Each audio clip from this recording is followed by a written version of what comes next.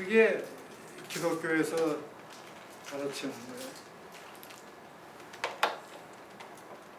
그래서 20세기 초에 그 유명한 신학자 틸리키는 인간의 불안을 실존주의에서 유신론적 실존주의가 있는데 폴 틸리키라는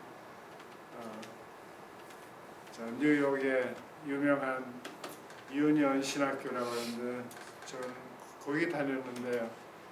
그 선생님은 독일에서 온 사람이기 때문에 영어를 갖다 독일식으로 해요. 인간에게는 이런 그 불안이 있습니다 하는 것 같다고. We have angst, existential angst. 할 적은 정말 아픈 것 같아. 그런 고통이 있습니다. 그거는 인간에 가지고 있는 불안의 근원, 절망의 근원이 어디에 있느냐. 그러다 세 가지로 이해해요. 첫째는 인간 생활의 무의미성, 의미가 없다. 여러분들은 어떻게 생각하면 젊었을 때 내가 제일 고민한 게 내가 왜 살아야 하냐, 내 인생의 의미가 뭐냐.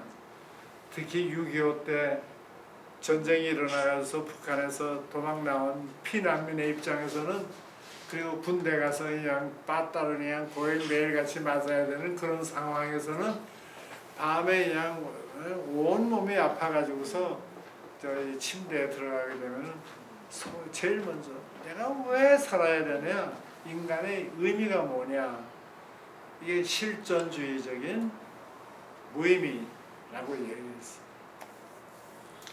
그리고 둘째가 인간은 죽게 돼 있다. 인간의 유한성, 불안한 이유가 인간의 유한성, 죽어야 되는 거. 내가 내년이면 90이 되는데 살면 살수록 인간의 유한성을 느껴요. 언제 죽을지 몰라요. 내가 방정 맞는 소리라고 그러겠지만 여기에서부터 밖에 나가다 펄썩 주저앉을지 누가 알아요. 이해동 목사 얘기 들었어요? 그렇게 뭐 며칠 전에 우리 같이 점심 먹고 그냥 히하하던 양반이 출혈이 생겨가지고서 병원에 입원했다는 소리를 듣고 오늘 들었어요. 모르잖아요, 우리. 인간의 유한성. 그다음에 세 번째가 죄의식.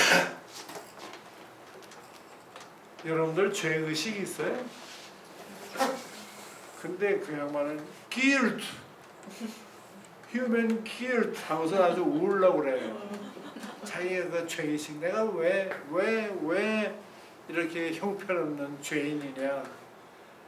그 어거스틴 같은 신학자는 그 옛날 신학자지만은 우리가 그런 죄의식을 느끼는 것은 아담과 하와가 섹스를 해가지고 애를 낳고 그러면서 생겨난 유전성, 그 시작이 역시 남자와 여자의 성관계에서 오는 것이다.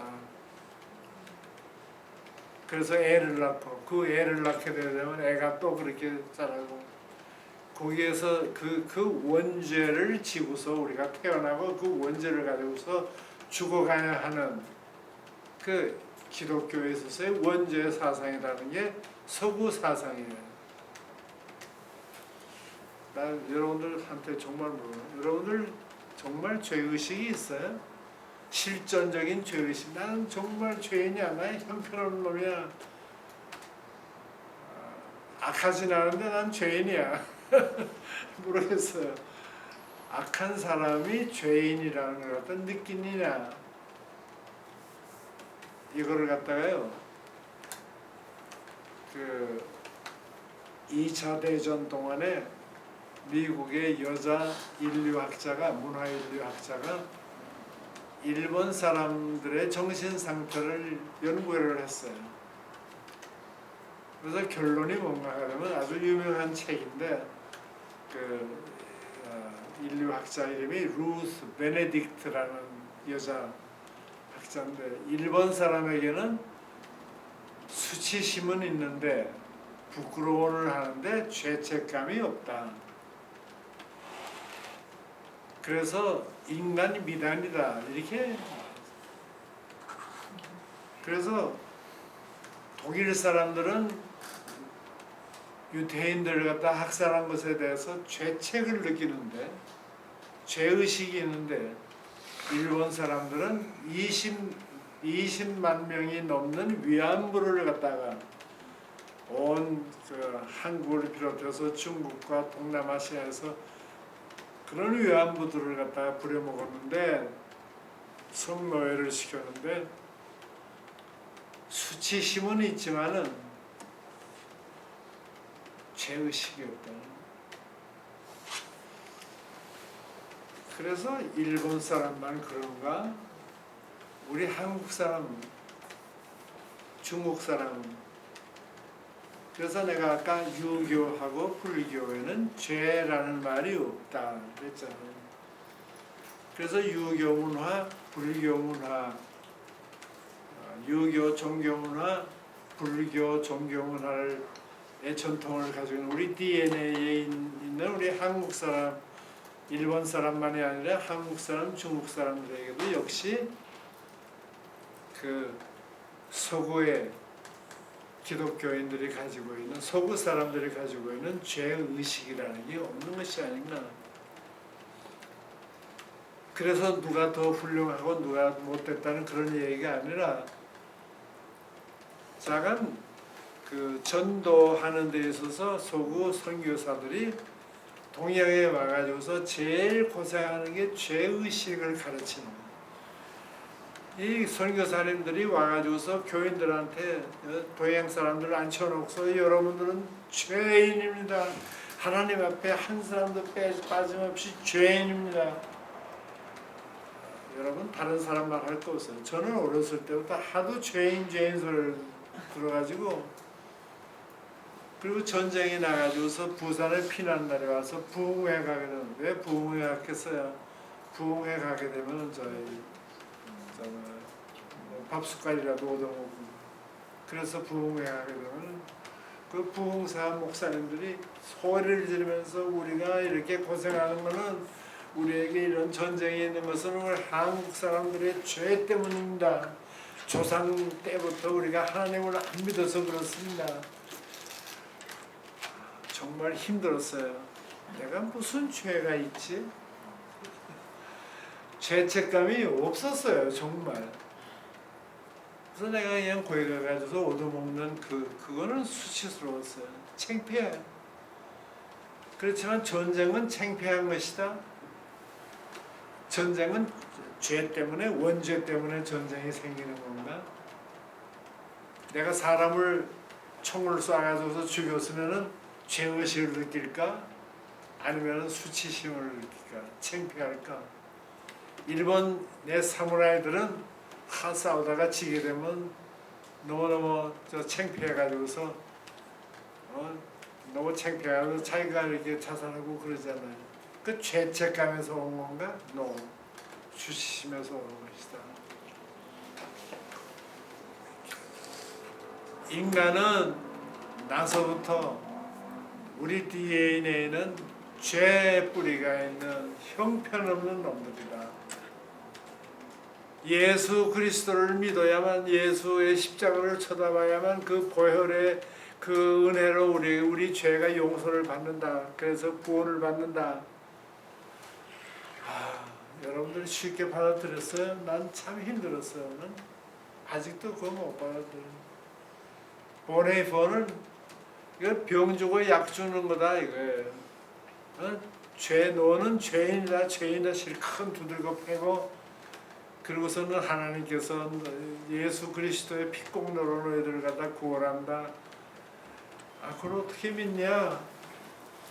보네이퍼가 그렇게 정말 솔직하게 얘기했어. 난 보네이퍼가 그렇게 쓴 거 읽고서 얼마나 마음이 정말 병 주고 약 주고 지 말이야. 내가 내 목사가 돼도 사람들한테 죄인이라는 소리만 해야 돼. 죽어야 하는 죄인.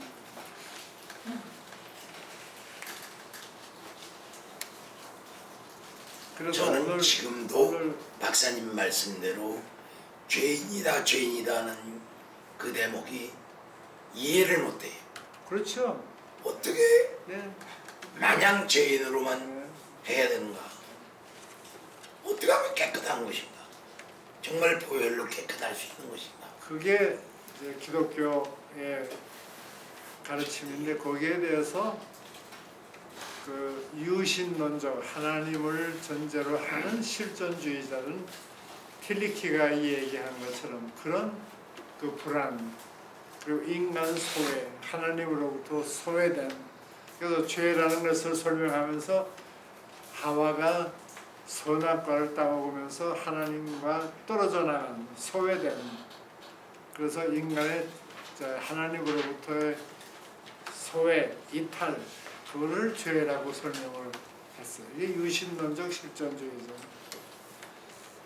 무신론적 실존주의자 가운데 아주 유명한 프랑스의 사르트르 같은 사람은 사르트르는 유명한 책인데 아주 짧은 책인데 여러분들 책방에서 쉽게 실존주의는 휴머니즘이다. Existentialism is humanism. 실존주의는 휴머니즘이다. 거기에서 사르트르가 말하는 얘기는 아주 간단해요. 인간은 먼저 태어난다. 인간의 어려운 말로 들리지만 쉬운 말이에요. 인간의 실존은 본질에 앞선다. 그러니까 인간이 이런 것이다 저런 것이다. 창세기 1장처럼 인간은 하나님의 형상을 가진 것이 본질이다. 인간의 본질은 신성이다. 그게 아니고 본질이 먼저 있는 것이 아니라 본질이 하나님의 형상이 먼저 있고 그리고 하나님의 형상대로 인간이 태어나는 것이 아니라 그런 본질 없이 인간이 먼저 태어난다. 아무것도 없이. 그리고 두 번째 명제가 뭔가 하면 인간은 스스로 만든다. Man makes for himself. 인간은 스스로를 만든다. 인간은 자기 자신을 태어나서 자기가 어떤 사람이 될 것인지 그것을 결정해 나간다.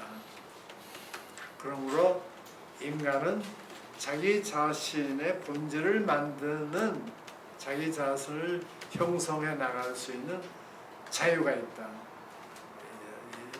실존주의에 있어서 제일 중요한 무신론적 실존주의에 있어서 제일 중요한 자유 개념, 자유의지. 그러면서 무슨 말까지 했는가 하면은 그 전에 그러므로 인간은 자기 자유 행사에 대한 책임을 져야 돼. 자유와 책임. 그래서 뭐라고 얘기하는가 하면요. 인간은 자유의 감옥에 잡혀있다. 인간은 자유로울 수밖에 없다. 이거예요. 그게 무신론적 실존주의예요. 신이 인간을 만든 것이 아니라 인간이 스스로 자기의 운명을 결정해 나간다.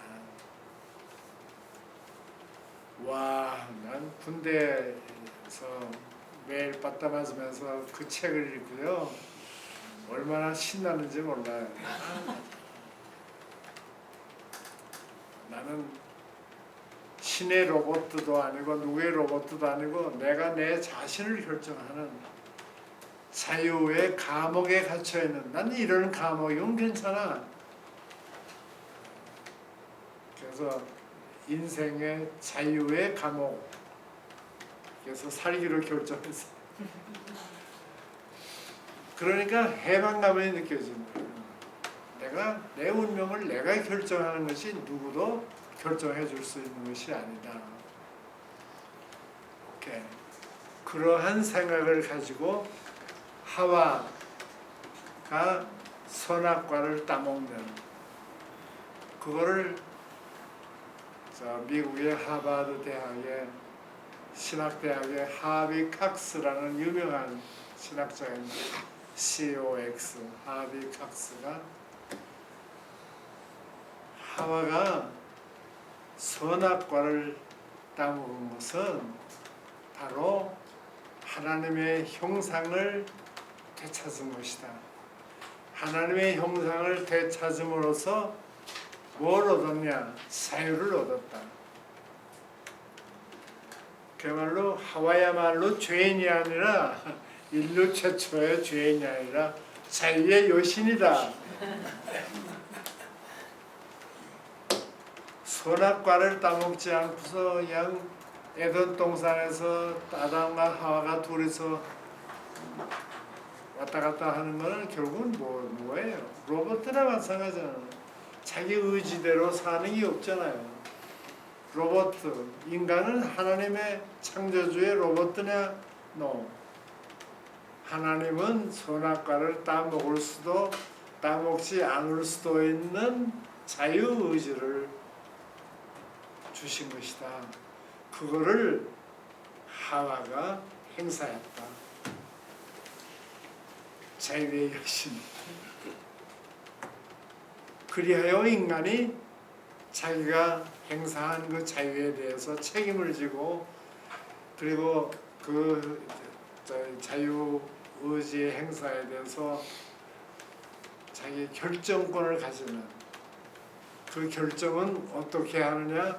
신의 형상대로 결정할 수도 있고 뱀이 한 대로 할 수도 있고 마귀가 시킨 대로 할 수도 있고 어떻든 인간의 자유의지를 찾은 인간의 자유의지야말로 진짜 신의 형상일 것이다.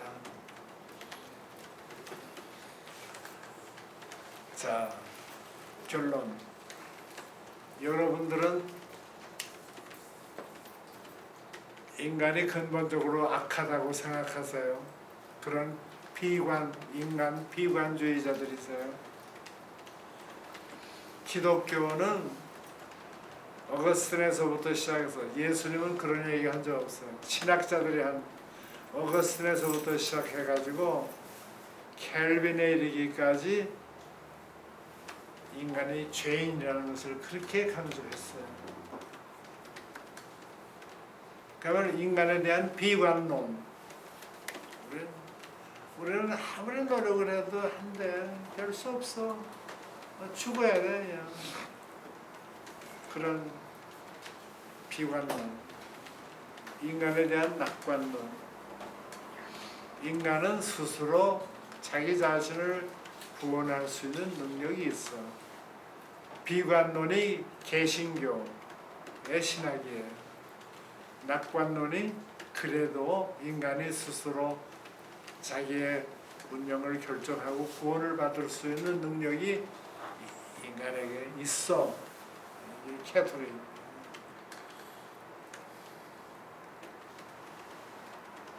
나는 개신교인이기 때문에 교회에 나가기 때문에 나는 비관론자야 돼. 그런 거 없어요. 개신교 교회에 나가도 얼마든지 낙관론을 가질 수 있다고 생각합니다. 그래서 나는 캐톨릭이야 그런 거로 비관할 수가 없어. 그런 거 없어요. 그래서 역사적인 신학의 이론들을 갖다가 우리가 다시 검토를 하고 그리고 우리는 내 자신은 어떤 신앙과 어떤 신학을 가지고 인간에 대해서 어떤 생각을 가지고 내 자신을 어떤 인간이 될 것인가 어떤 인간이 상을 내 인간상으로 할 것인가 하나님의 형상대로 지음을 받은 자유로운 존재 해방될 존재, 죄로부터의 해방, 죄책감으로부터의 해방, 인간의 무의미성에 대해서 내가 인간의 의미를 부여하는 그런 주체적인 존재, 이렇게 그게 오늘 제가 기독교의 인간론을 검토하면서 제시하는 거고, 그래서 그런 우리가 얘기하고 있는 인간의 모범,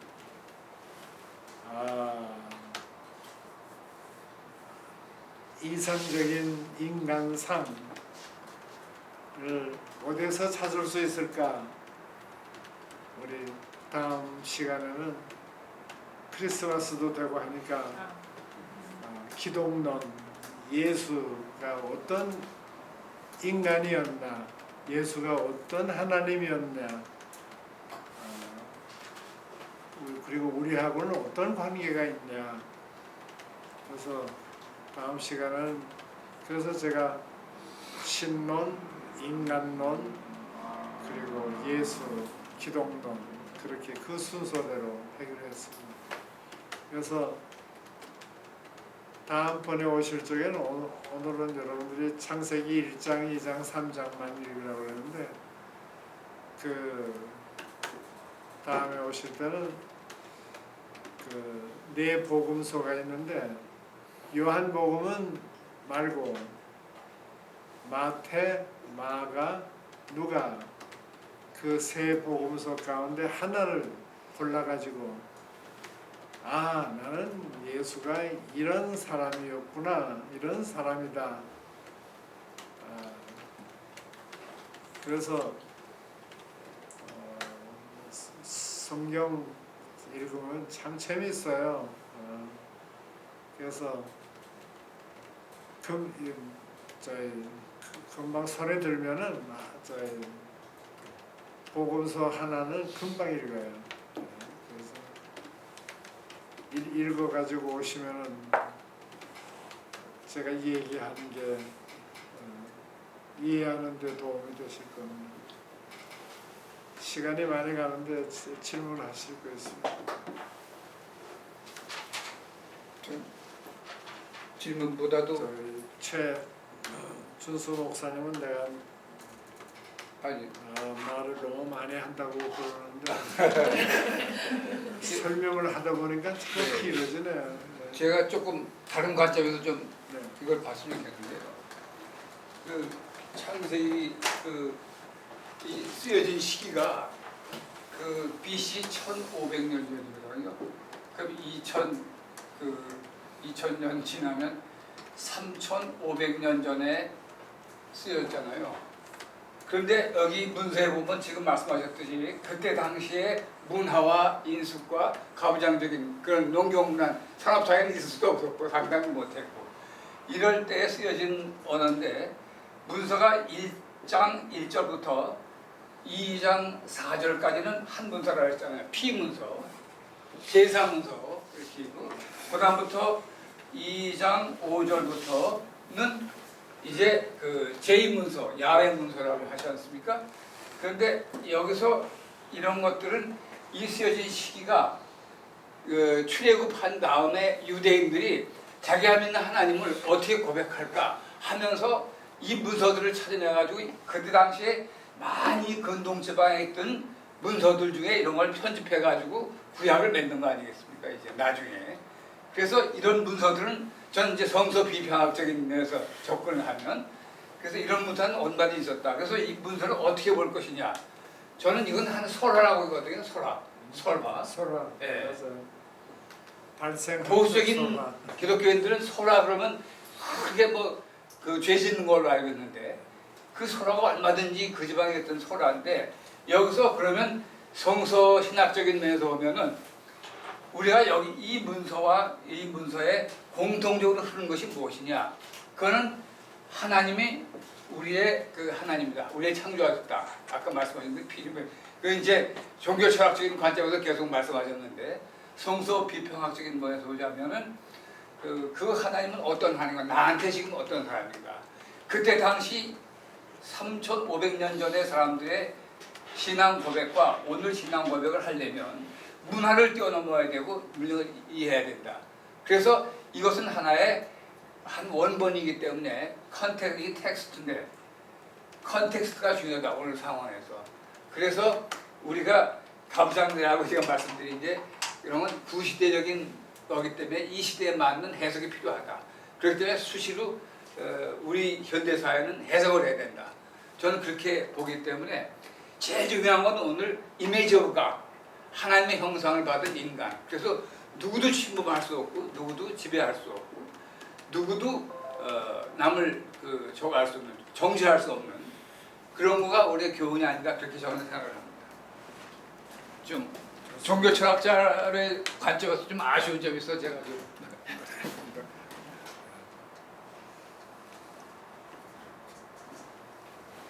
박사님은 군 시절에서는 무신론적 그 인간론을 이제 그때 깨달으시고 되게 기쁘셨다고 하셨는데 그 이후에 변하셨을 것 같은데 어떤 계기가 있으세요? 지금도 그걸 믿으시는 거는 아니시 지금 흐름상에서. 이후에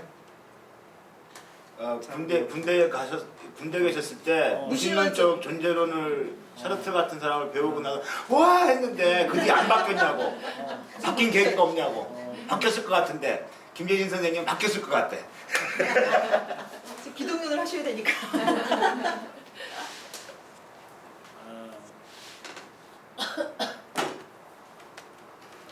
안 바뀐 것 같아요. 아 그래요? 그때 굉장히 해방감을 느꼈어요. 그래서 그 자유의지, 그러니까 내가 결정해서 내가 사는 거는 내 책임이다 하는 참 아이러니하네. 자유라고 얘기하면서 책임을 얘기하는. 아니 그러면 저는 헷갈려요. 이건 무신론적 인간의 네. 존재를 믿는다면 일단은 하나님의 존재를 일단은 안 믿는다는 거를 안 네. 믿는다는 거죠. 네. 제가 질문 하나만 할게요. 저는 그러니까 잘안 들리죠. 하나님을 존재하지 않아도 마이크 좀. 얼마든지 하나님의 명령에, 하나님의 성경에 복종해서 살 수 있는 삶이 있다라는 것을 알게 됐다는 거예요. 그럼 그러니까 하나님을 존재 안 해도 된다 그 얘기. 그러면 지금 오늘 창세기 1장, 2장, 3장에서 말했던 아까 목사님 말씀하셨듯이 그 주제는 하나님이 창조하셨다는 그 테마를만 갖고 그 상상력을 통해 가지고 이제 설화가 이루어진 건데 그러면 하나님이 창조하셨다는 그 자체도 그러면 안 믿으신다는 건가요? 그러니까 그러면 그렇게- 저기 박사님께서는 그렇게 인간이 믿었다. 그러면 우리 인간의 상상력에 의해서 하나님이 창조됐다라는 과학적인 그 부분을 믿으시는 건가요? 과학적으로 지금 그렇게 나오고 있잖아요. 과학자들이. 과학적이라고 하는 거는 진화로. 예를 들어서 빅뱅 네. 이론 있잖아요. 네네. 나는 그 빛이 있으라, 우리 아까 빛이 있으라, 그때 하나님이 저희 성경에는 하나님이 말씀으로 예. 그랬지만 그때 빛이, 여러분들이 빛이 있으라 소리 질렀잖아요. 네. 그게 과학계에서 호킹스가 얘기하는 빅뱅이 바로 그거 아닌가, 난 그렇게 연결을 해봤어요. 그냥 그 빅뱅에서 생긴 게 빛이거든요. 네. 그리고 질소고. 네. 네. 그러니까 그렇게도 설명을 할 수 있는데 왜 저희 목사님도 그랬지만 설화, 그 당시의 이야기, 이 세상이 어떻게 태어나는지 할아버지 얘기 좀 해줘. 어떻게 이 세상이 태어났지? 내가 어떻게 태어났지? 그런 얘기를 갖다가 이 얘기를 하다 보면은 이렇게 돼서 세상이 생겨난 거야. 이렇게 여자가 생겨난 거야.